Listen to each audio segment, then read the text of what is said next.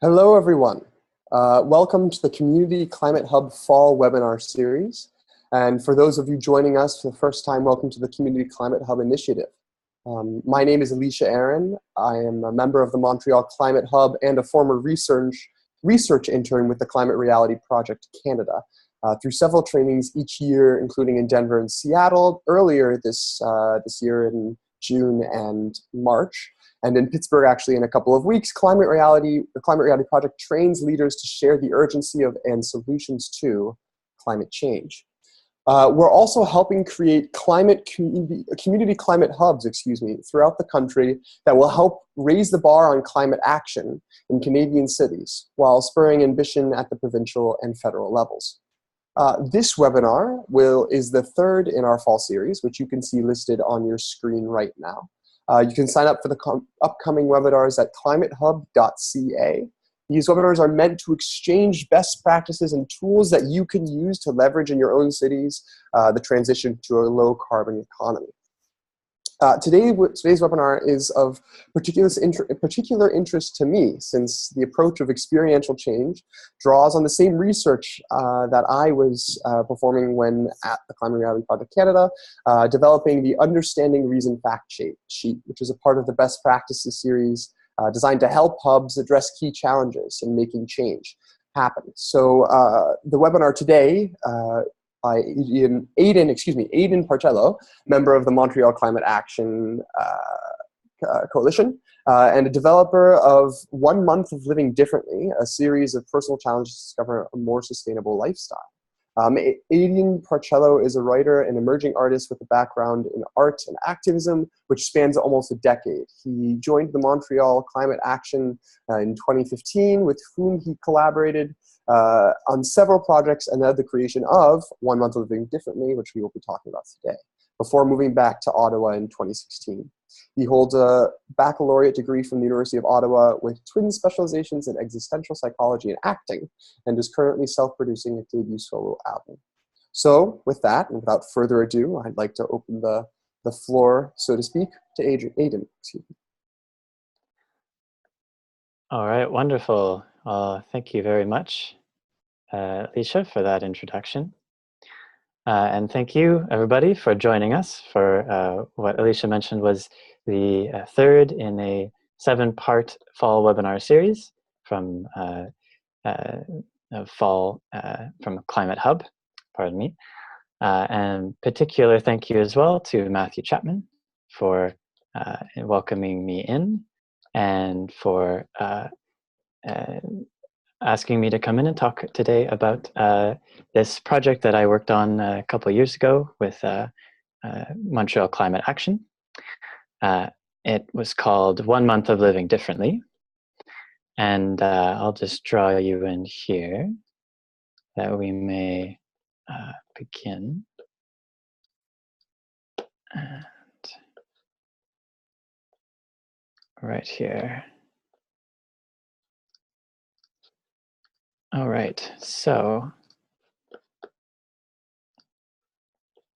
let's get started. So we're beginning with 1 month of living differently. So we're looking at lessons that we learned from this and ways that it developed over time. So I entitled this presentation Event versus the Everyday because it compares the image of certain events that go on, like a large protest or a festival, with the everyday interactions and experiences that people have. So let's get started. So start with the project that we did, 1 Month of Living Differently. It was a series of challenges to be completed throughout this month, which involved getting the public out to environmentally oriented spaces in Montreal. So the main initiative in this is sort of based around the notion of a bird in the hand is worth 2 in the bush. So you may have an email list that's populated by dozens and dozens of names of people we may have never met. It's a much greater difference to actually get out there, meet people, and be able to attach a face to the name. So in part, we also sought to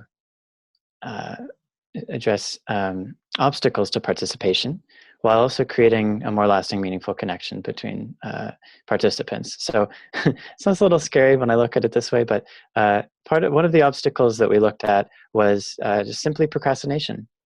People have very good intentions for the environment, for things they want to see differently, but there was never sort of an inciting incident to get them saying, okay, today is the day, or this month. So the purpose of this using Earth Month would be to ingrain, dedicate this month towards getting out there and making that switch to, I don't know, getting those solar panels or joining that particular group, setting up a day a week with volunteering. It seems like everyone I know, everyone I've met and spoken with has at least one thing that they've been meaning to get around to. They're just looking for a window to present itself.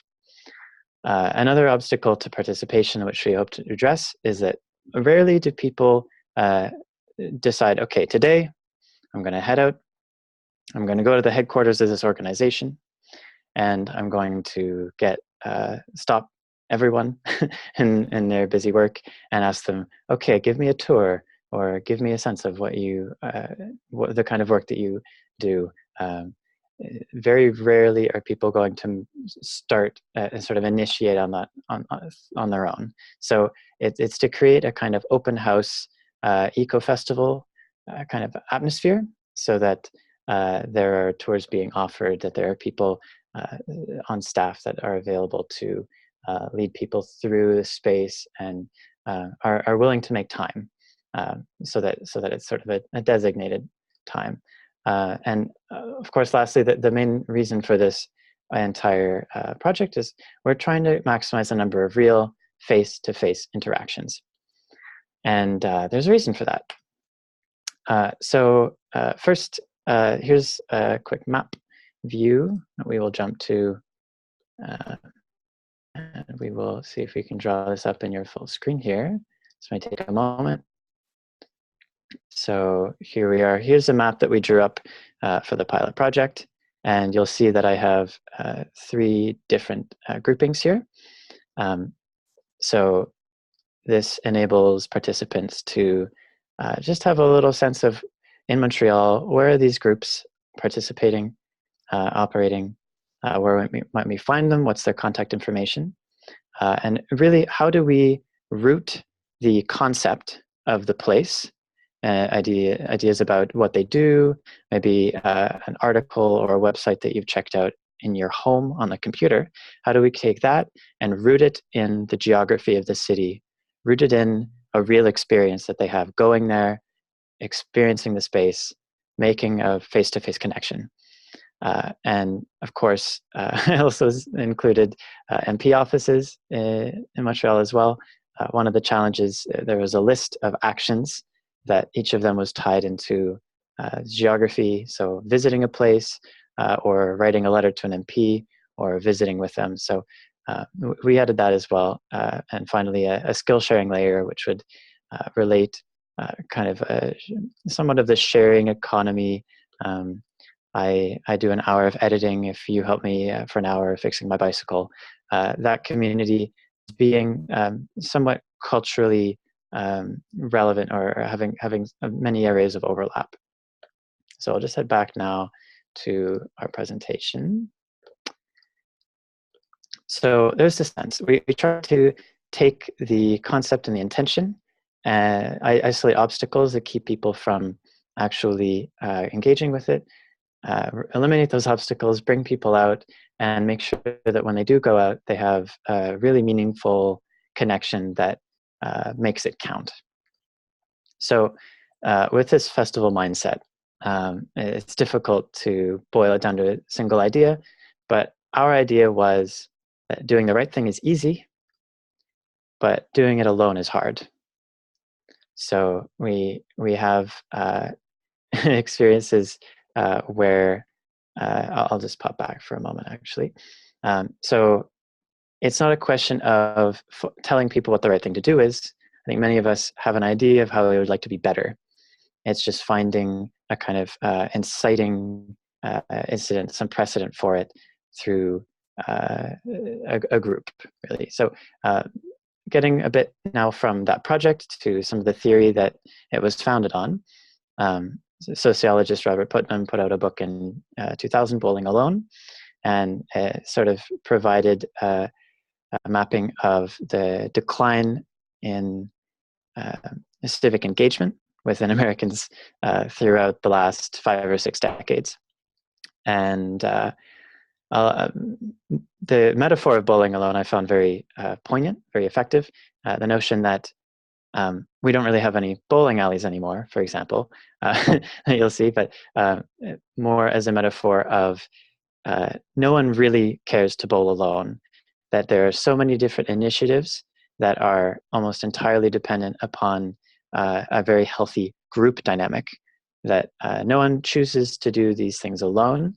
They choose to do them as part of a larger group.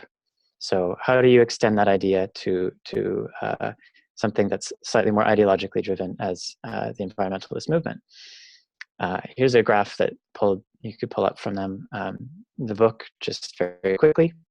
And it shows how there is a strong correlation between the attendance of certain social clubs, membership clubs, and church, and the number of times that these individuals also volunteer per year. So I notice that there are 3 groups here: monthly or more, less than monthly, or never. And for those who attended church and their club on a monthly or greater basis, they also had the highest average of volunteering per year. So it's pretty obvious in a way that we think about it. It's not really counterintuitive, but it does make a very strong case for how if you want to create a better turnout for certain events or more active participation, you need to first create the circumstances which make that participation far more possible, that really cultivate a more natural attendance. So we'll go from here. This is a figure that's compiled over, I believe, 40 years of data, and then published in 2000. But it's in regards to America. We can extend this example and keep in mind these 3 groups, extend them to a more recent one in Canada. So this is taken from an article written by Statistics Canada, and that was in 2015 that it was published, looking at civic engagement in Canada. And a lot of text here, so I'll just sort of boil it down. There's sort of relating the case that Putnam makes in his book to the contemporary reality in Canada. The very fact of participating in group activities can be conducive to the development of more extended social networks. So I'll actually dial it back one. So what they looked at in this aspect of the study, they took 3 groups that are those same groups that participate either monthly or more, less than monthly or never in civic engagement and group programs. And they looked at, okay, what are your social networks in terms of your friendship and acquaintances? How large are they? And they noticed that there's a correlation naturally between those who take part in group activities and meetings more often and the size of their friend group. So, and as you can imagine, it's a positive correlation. They extended that one step further, and within that month, asked participants how likely they were to make a new friend and sort of develop a lasting friendship with that individual.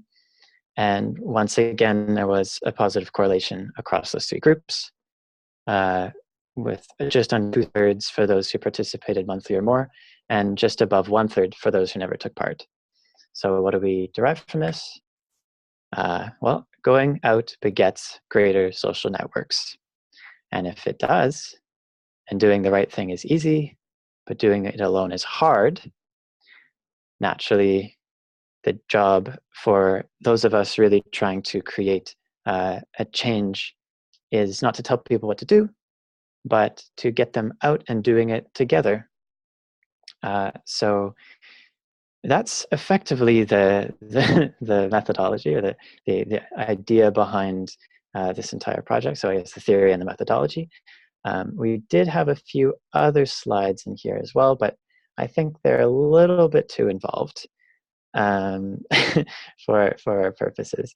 I will perhaps just pop to one very quick example, and it's something that takes its name from the title of this presentation, comparing the successive events and individual events with the nature of everyday. And so what I would compare is a protest to everyday connections. I think this is probably the strongest example. So we'll imagine, I'll just dial it back. I'll imagine that our organization puts all this effort into getting the word out about a demonstration that it will be going on about going to, say, carbon neutral by 2050, just for example. We draw a bunch of people out through general advertising and through speaking with friends, trying to get the word out everywhere. And then we get a crowd, maybe 5,000 people turn up. So the result of all those people coming together, there is an incredible amount of planning, trying to make sure that you get licenses or whatnot for the protest, and make sure that the city knows, getting out to the press. But the main effort that goes into this is in bringing all these people into one place. And while that can be very significant in terms of as it appears in the news, it creates a news story because it's an event. You get these photos with all these people standing together, united on this issue. These are all ultimately PR successes, but by the next day, once the crowd has dissipated, the majority of all that energy that went into bringing people together has dissipated with them. So just to take a very small example with 3 members of that protest. So you have 3 people. One, these are terms that were in the middle of the section on social psychology, but we won't get into that too much. One member. 2 of the 3 were drawn out by a slightly higher up level of affiliation. They share a mailing list with a particular group. So by conventional wisdom, this protest was a success in the sense that we have drawn all these people out through these this mass media publications, but then unfortunately, once the protest is over, they dissipate again, and all that energy is lost. So just taking that theory one step further, we have these 3 individuals. One of them is with this outer level of relationship, and 2 of them share a slightly more intimate version of that relationship, which is that they are on the same mailing list. And of course, the lost potential with when we allow ourselves to be focused strictly on events and not on human relationships is that by the day that it's over, these 3 individuals have dispersed. And what might have been an enduring series of discussions through newfound friendship or newfound affiliation, that just sort of dissipates, and it's only possible during one day. So it's all about, within this context, moving from the first day to the everyday. And in that example, we try to create situations where the relationships are more enriched. And rather than just being on these outer fringes and then dissipating, we allow people to come to know each other, and suddenly they bond in a level of friendship. And once you have these much stronger community relationships, suddenly your petitions have a greater meaning, because it's not just a random bunch of people on the internet, it's representing a united community. Your protests and demonstrations similarly have a much stronger impact. So looking at ways to find potential in creating more meaningful and lasting relationships, and thereby making it much more easy for people to seize on opportunities to go out and make change in their world. So with that, that's more or less the close of our relationship. Sorry, of our relationship mediated through this first presentation, but in particularly as well in terms of this PowerPoint. So thank you so much, Aidan. Very Aidan. much for listening. And as I'm aware, we have a bit of a Q&A now that's coming up. So I'll leave it to Mr. Matthew Chapman. Thanks very much, Aidan, for joining us. Prior to jumping into the questions, and you can feel free to ask those questions in the Q&A box down below, or in the chat window if you'd prefer. You can just take a moment to present the Community Climate Hub project, which is underway. And for those of you that aren't aware, it is evolving, and we are very excited to share the next couple of steps with you. So here we are. What I wanted to highlight, underline prior to jumping into the Community Climate Hub initiative is that the word community, the first word of that initiative, really is intentionally community. And building community, I feel, is what Aidan is really striking at the heart of. It is offering opportunities for people to connect with each other, that build relationships, that build connections, that build friendships, that allow them then to act together with agency of that community's identity. So I'm here as I had, I wasn't false advertising. We haven't mentioned this yet, but we're here at ClimateCon in Ottawa. So several hundred climate activists and employees from across the country are gathered here at All Saints event space in Ottawa to discuss climate strategy and public engagement. I'm very happy to be having my hand in two pies at the same time, keeping an ear open of what's going on in the room over there, and with our good friend Mitchell Beer over here. Hey, Mitchell. and on the webinar with Aidan. So that said, building community is really at the heart of what Community Climate Hubs is about. And we are in the process of rolling out 12 new hubs across the country. They're not all listed here at the moment. And this is essentially, these are the cities where either there's a hub already in existence or there will be by year's end.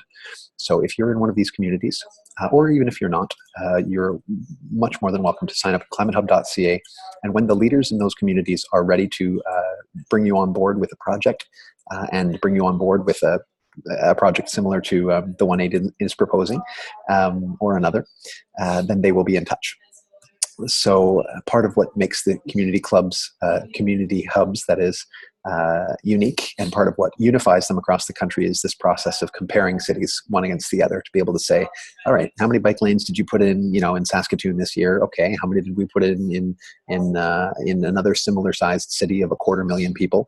And trying to do our best to compare apples to apples, and also to compare our own progress year after year. Frequently we find that it's difficult to ascertain exactly whether the city is making progress, because our wonderful politicians are very good at selling us all sorts of stories. Well, so I'll leave it at that. The reminder, of course, is to visit climatehub.ca, and if you would like, also sign up for one of the future webinars that are coming up. So with that, I'll turn it over to questions. And there is already one, so I can read it out for you here, Aidan. And that question is,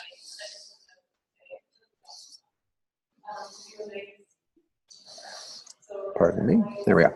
So what forces in a community hinder the building of community, and how can we impact those forces? Because I think it's all of us have had an opportunity to make friendships before. We know how it works, but are there forces, or are there general values or underlying principles that you would suggest that hubs or organizations acting locally adopt to ensure they have the best chances of success?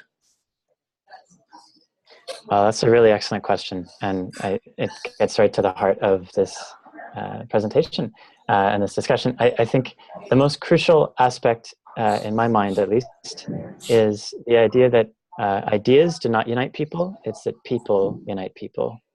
So making sure that you're not simply bringing people together around even being aware of the type of communication that you're using. So if strictly all of your interactions with members are through email or through events online, social media can be very great.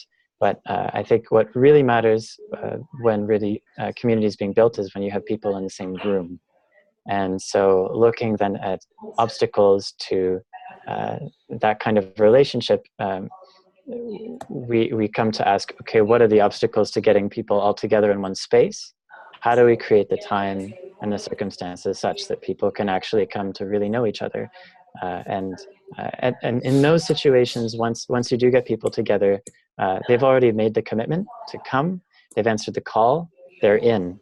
So at that level, I think they're much more interested in giving a full attention, giving a full effort to making those connections and forging that community and making it stronger. Very cool. Thanks so much. There's a link I'd like to share with everybody, just a link to the resource itself. So in the chat window, you'll find it posted just now, and you'll see the 50 or so activities that this 1 month of Living Differently program proposed, and that you could take and adapt for your city. Some of those activities are places to visit. Some of those activities are literally things to do. And some of those activities are, if I'm not mistaken, well, I mean, the idea being a challenge at the end of the month to do it in community with friends, and sit down at the end of the month with a dinner around a table and say, what did we do? How did we do it? What did we learn? What was uncomfortable? Which I think is very cool. Sorry if the background noise is getting a little bit unwieldy. And finally, just to close out, I wanted to mention that. Next week, basically. We've got a great webinar coming up on Tuesday of next week, 5 o'clock Eastern, and that will be with Jason Dion, a researcher at the Canadian Ecofiscal Commission, speaking on best practices in municipal ecofiscal policy and how to adapt some of the federal practices that the Ecofiscal Commission has been developing to the municipal and local context. How do we make sure pollution is being priced properly, and how do we make sure that we are allocating resources intelligently at the municipal level and not pouring them down the drain in the case of wastewater mismanagement. So thank you very much for being with us, Aidan, and all of our attendees. Have a wonderful afternoon, and signing off from ClimateCon in Ottawa. We'll see you next week. My pleasure. Thank you very much. Bye-bye. All the best.